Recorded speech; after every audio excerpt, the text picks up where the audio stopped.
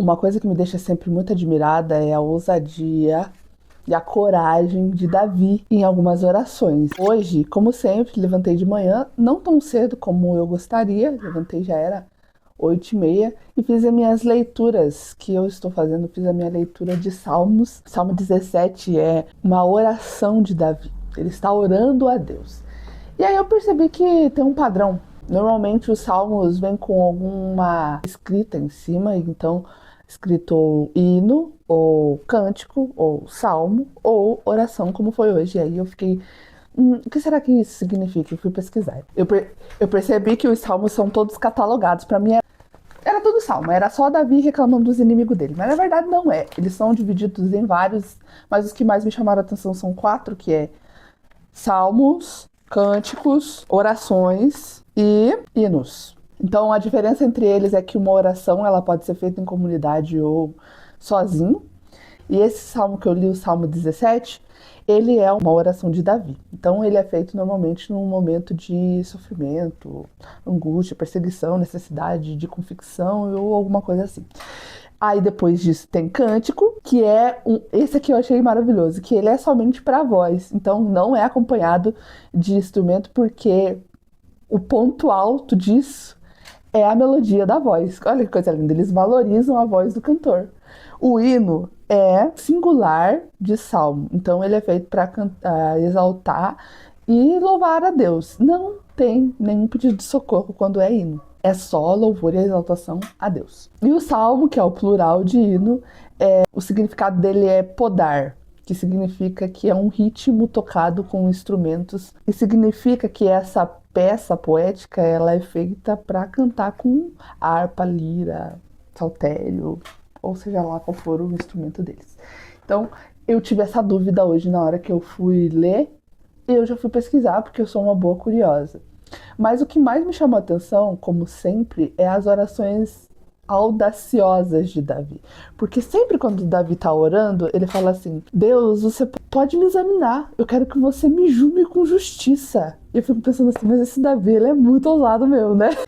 Eu julgando ele no lugar de Deus. Eu falo, mas esse Davi não tem vergonha na cara mesmo, né? Eu fiquei pensando assim, com base em todos os escritos da vida de Davi, ele tinha muita ousadia de orar isso. Porque, assim como eu, como você, ele era um pecador. Novidade. Nenhuma novidade sobre o céu.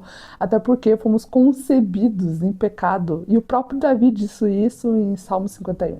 Então, se nós somos concebidos em pecado, fica meio difícil a gente fazer uma oração ousada que nem essa que Davi fazia. Mas como eu sempre falo, Davi, ele é fora... O Davi, ele é fora da curva, entendeu? Ele é diferente, ele é diferenciado dos seus. Por quê? Ele tinha uma diferença que ele tinha intimidade com Deus. Então, Deus já sabia dos pecados dele. Então, eu acho que ele já falava assim, desconsidere o pecado original que veio com Adão junto com no meu nascimento. Então, com base naquilo que eu estou fazendo diariamente, você pode me julgar. Será que é isso?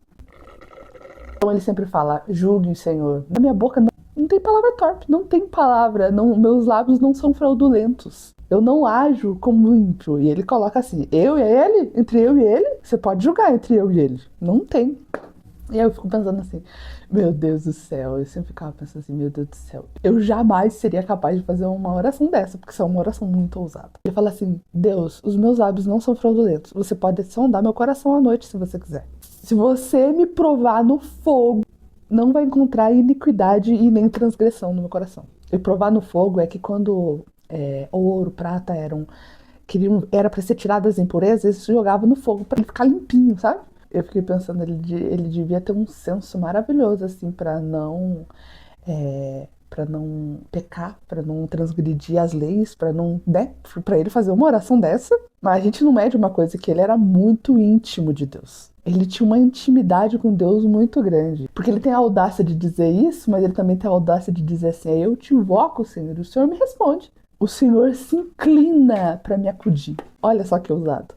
Os best friends, os BBFs, os melhores amigos, são eles. Davi e Deus. E aí eu fiquei pensando, ele deve ser muito bonzão mesmo. Ele é o maiorzão de Israel.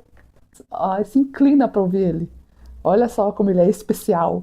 Mas na verdade ele diz porque Deus faz isso. E aí minha carinha foi assim, ó, puf, lá no show. Porque ele diz, pela sua bondade, Senhor mesmo, pela sua bondade. Eu pensei assim, meu Deus, Davi, matou a charada, homem. Pela bondade de Cristo, pela bondade de Deus, nós somos salvos. Pela bondade de Deus, pela sua misericórdia. Porque se dependesse de nós, a única coisa que nós merecemos é o quinto dos infernos.